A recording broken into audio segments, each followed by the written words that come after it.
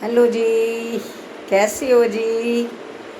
आशा करती हूँ कुशल मंगल होंगे। हेलो। जय श्री कृष्णा। खुश रहो, स्वस्थ रहो, मस्त रहो। ये जो विचार हैं, बार बार बार बार अभी भी गुरु माँ का एक प्रवचन सुन रही थी। बार बार यही समझाते हैं। अम, ये जो घूमना फिरना, विचार मतलब कैसे आते हैं। घूमने फिरने जाओगे, वहाँ पे बहुत सारी चीज़ें देखोगे, बहुत सारी शॉपिंग करोगे, वो सब जो है दिमाग में फिर मन में जो है चलता रहेगा। तो विचार जो है और भंडारा भरेगा मतलब। तो कम करने का क्या तरीका है कि शांत हो जाएं, थोड़ा इन चीज़ों को कम करें। धीरे धीरे धीरे धीरे मन विचलित कम होगा, कम चलेगा, इंद्रियां कम दौड़ेंगी।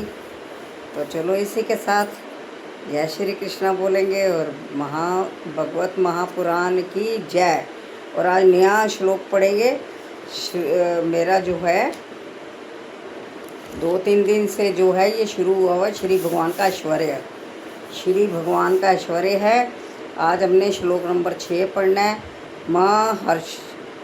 महर्ष सप्त पूर्वे चत्वारो मनवस्था मधावा मानसा जाता येषा लोक इमा प्रजा।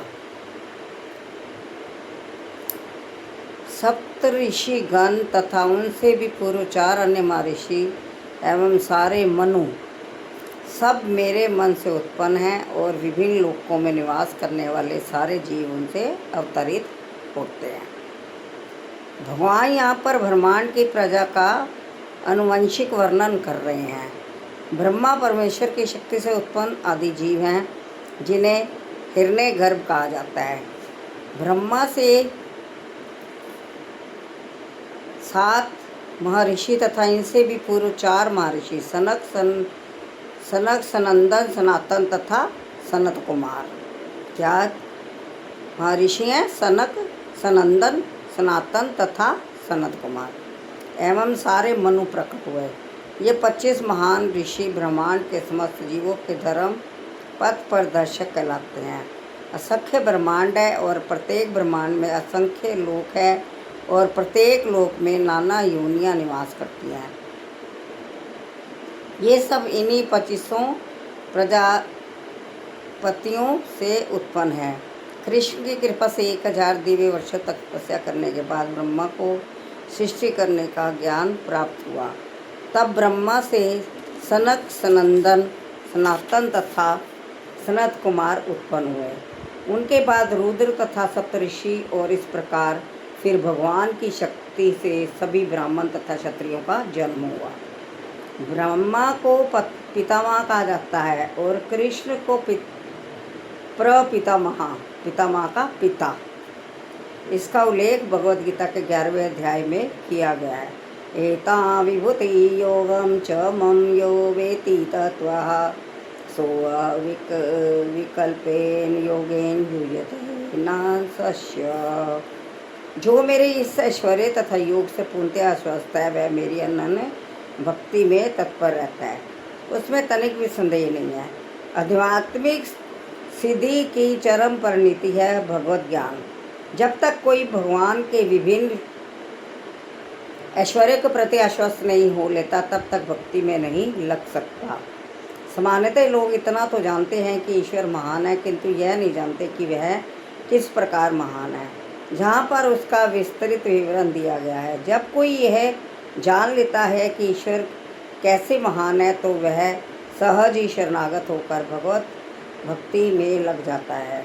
भगवान के ऐश्वर्य को ठीक से समझ लेने पर शरणागत होने के अतिरिक्त कोई अन्य विकल्प नहीं रह जाता। ऐसा वास्तविक ज्ञान भगवत गीता, श्रीमद् भागवत तथा अन्य ऐसे ग्रंथों में प्राप्त किया जा सकता है। देख लो, जिन्होंने नहीं अभी पढ़ना शुरू करा पढ़ लो। पढ़ना नहीं है, समझना भी है और यही जानना है साथ। इस ब्रह्मांड के संचालन के लिए विभिन्न लोकों में अनेक देवता नियुक्त हैं, जिनमें से ब्रह्मा, शिव, चारों कुमार तथा अन्य प्रजापति प्रमुख है। ब्रह्मांड कि प्रजा के अनेक पितामह भी हैं और वे सब भगवान कृष्ण से उत्पन्न हैं। भगवान कृष्ण समस्त पितामहों के आदि पितामह हैं। ये रे परमेश्वर के कुछ ऐश्वर्य। जब मनुष्यों के इन पर अटूट विश्वास हो जाता है तो वह अत्यंत श्रद्धा समेत और संशय रहित होकर कृष्ण को स्वीकार करता है और भक्ति करता है। भगवान की प्रेमा भक्ति में रुचि बढ़ाने के लिए वह इस विशेष ज्ञान की आवश्यकता है। कृष्ण की महानता को समझने में उपेक्षा भाव ना बरतें, क्योंकि कृष्ण की महानता को जानने पर ही एक निष्ठ होकर भक्ति की जा सकती है। जब हम कृष्ण भगवान पे विश्वास करेंगे ना, तभी हमारी भक्ति हो सकती है, अन्यथा नहीं। भगवान यही हमें बार बार समझाना चाहते हैं कि ज्ञान प्राप्त करना बहुत ज़रूरी है जीवन में, और वो भगवत गीता के पढ़े बिना आपको नहीं आ सकता। तो इसलिए आपको ये रोज़ पर रोज़ भगवत गीता पढ़नी है। जय श्री कृष्ण।